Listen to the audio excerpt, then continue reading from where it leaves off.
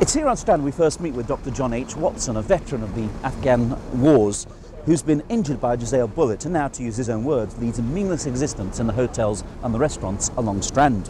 One day he happens to meet with his old dresser from St. Bartholomew's Hospital, a man by the name of Stamford. And over lunch in the Criterion bar at Piccadilly Circus, Watson says to Stamford that he's looking for someone with whom to share rooms.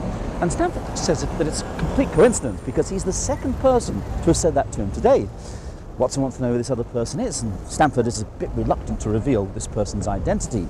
But Watson perseveres, and eventually he is persuaded to make an introduction between Dr. Watson and this strange character who, as it transpires, is Sherlock Holmes.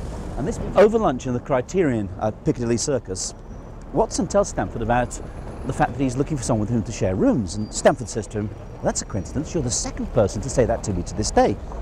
And Watson wants to know who the other person is. Stamford is a bit reluctant to reveal the identity of this mysterious character.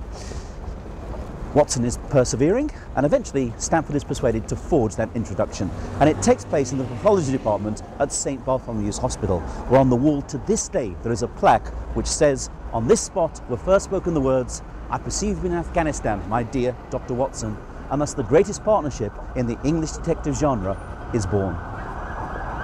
There is something endearing about Holmes, I suppose, and Watson too. They're a couple of good friends who solve problems, and it seems that it's a formula that Doyle struck on, and it worked. But the main relevance, really, is in the character of Sherlock Holmes. As I've said, the bohemian, the man we would perhaps all like to be.